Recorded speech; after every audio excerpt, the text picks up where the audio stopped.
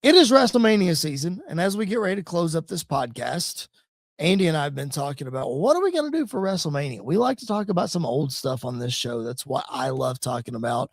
And that's what the late, great J.R. Justice loved talking about as well.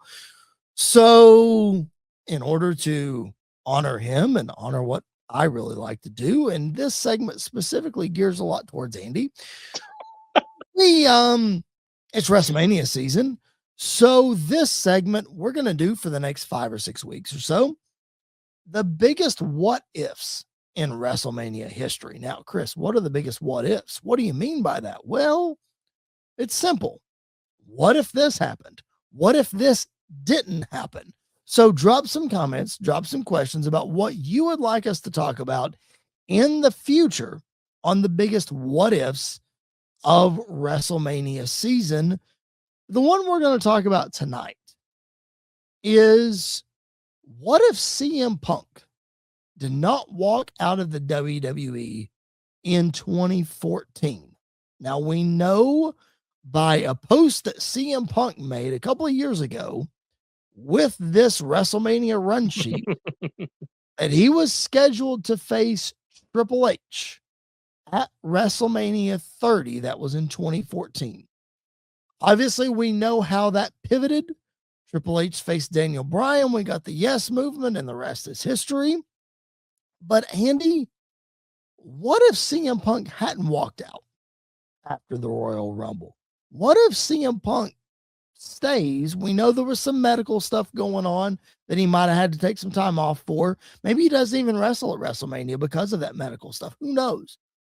But we're putting our fantasy booking hats on here. We're having some fun. What if CM Punk stays in 2014? I mean, I guess the obvious one is him and Triple H, which was like a collision course that we were been heading to since SummerSlam 2011. Since that whole Kevin Nash debacle. I honestly think we were heading that way. Playing devil's advocate for the second, and then we can really jump into the conversation. I think no matter what, Punk was leaving after 30, because I don't think there was any way Triple H was going to let Punk beat him at that Mania. After everything that has happened, after everything that those two guys went through, how much they didn't disdain each other, how much they hated each other. I think it's very safe to say that Triple H was going to do everything he could to make sure he won that match. But if we're going off that premise of anything can happen, I don't think, because in the new 2K game, part of the showcase, which, spoiler alert if you haven't downloaded it already, whatever. Part of that is Punk actually takes the Daniel Bryan place at WrestleMania 30. So he faces Triple H earlier in the night, and then goes into the main event and makes that a triple threat and for the title. I don't think that would have happened. I don't know if that happens. However, I do think if this happens, if Punk is back, I don't think we get the Yes Movement. I agree with that. I don't think we get Daniel Bryan winning the title at Mania. And I think we probably get one of the worst recepted main events in WrestleMania history between Batista and Randy Orton. Yep. Yeah, because nothing against them, but nobody wanted that. Yeah. Nobody wanted that. Yeah. Well, I'm with you. Like, I think CM Punk leaving opened the door for Daniel Bryan in the biggest of ways.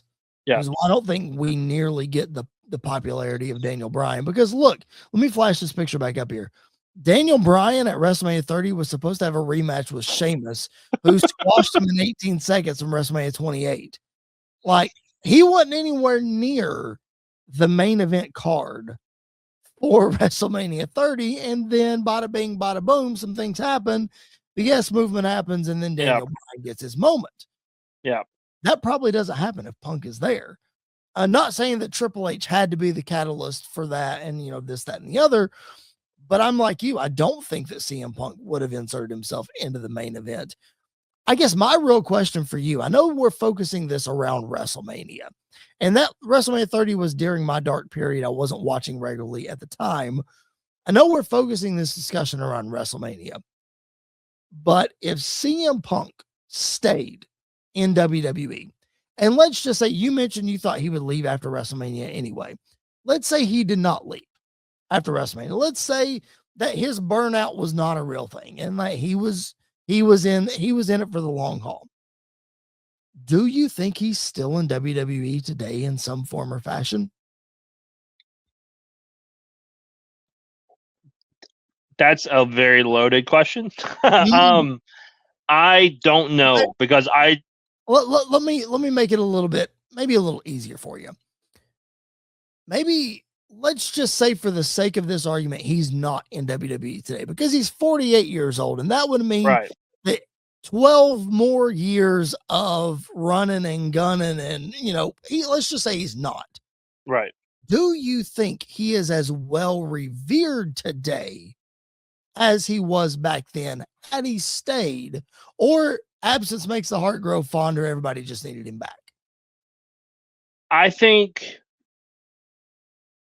he would still be looked at in the same light that he's looked at today. Okay. I think he's probably more popular and revered because he was gone. Like, I think that's absolutely part of it. But you got to also remember, like, everything that led into that that time period of his career when he took over the new Nexus and he went into that WrestleMania with Randy Orton, and then he drops the pipe bomb and he faces Cena at Money in the Bank and beats Cena in Money in the Bank and goes on that long title run that he was in, and then he turns heel on The Rock, and even in the feud with The Rock, he was more over than The Rock, and people were loving him. I think he would have been able to keep that success and to keep that popularity, not necessarily on the same level as a John Cena, but I think he'd be like a Randy Orton, where people just love him. Sure. Like, if you love CM Punk, you're gonna love CM Punk. If you don't like Punk, he's not gonna change your mind, and that's totally fine because there's more. I think there's now more than ever. There's more people that like him than dislike him, and I think that's true not just in the fandom, but also like backstage as well. Right now, I think there's more people that like him than dislike him. I mean, you listen to AJ Styles talk, he didn't want CM Punk back, but you listen to him now and they've become really close friends since CM Punk has been back. Look, I didn't want CM Punk to come back. I didn't want it. I didn't like him when he came back to AEW. I've said it, been very vocal on this podcast about how I felt about CM Punk. I like CM Punk. I don't have a problem with CM Punk. He has proven, not just to the boys backstage, but he has proven on screen in all of these, interviews that he's done and all this, that he's learned some lessons. And selfishly, if it took him leaving in 2014 and coming back in 2023 for all that to happen, and for me to be a fan of CM Punk, sure, I'll take it.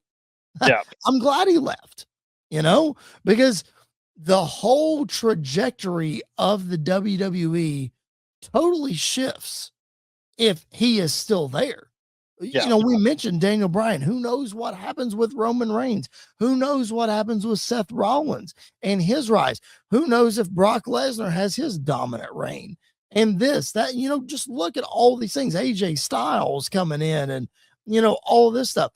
Who knows how all of that changes? And those things are very important. If CM Punk is still there, maybe those things don't happen.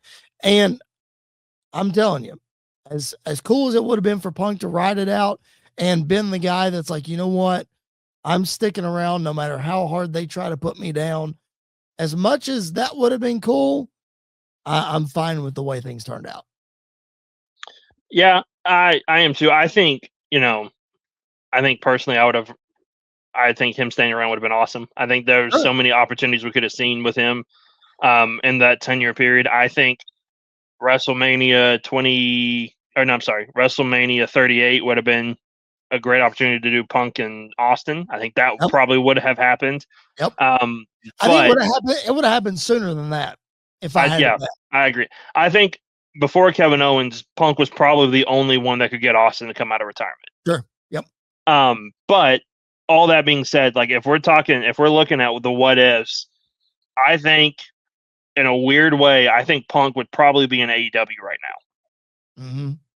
Like I think if he'd have stuck it out, I think he would have gone the Edge, Daniel Bryan route of like leaving WWE and probably a decent spot, but leaving WWE to then jump ship to go to AEW. And maybe maybe we don't have the problems that we had in AEW. And maybe, some of the matches that we wish we'd have got to see, we actually get to see. So I think it's just a two-sided coin that maybe WWE looks different and maybe it's for the better, maybe it's not for the better. I think AEW would look different and maybe for the better, maybe not for the better. I think it just depends on your perspective of how you would have looked at it. Well, it's a fun thing to look at. It's going to be some more fun things over the next 5 or 6 weeks to look back on the biggest what ifs in WrestleMania history. Indie Backyard Wrestling hitting us with a bunch of comments. I see a comment about the streak. We'll get to that. John Cena. Okay. What if WrestleMania 1 doesn't become a success? The whole wrestling world is flipped upside down if WrestleMania 1 is not a success. Yep. So, the first one that he put of what if Hogan never body slammed Andre? That's the second greatest body slam in WWE history, in WrestleMania history. Yeah. Number one being Wee Man slamming Sami Zayn. Oh well, yeah, that's you're just partial because we were in the building for that. Yeah, but I've even gone back and watched it. It's like, oh yeah, this is so much better than Hogan slamming Andre. Are you kidding me? Good grief. Put that on a quote board. Andy York says that Wee Man is better than Hulk Hogan. All right. Depends on what we're talking about.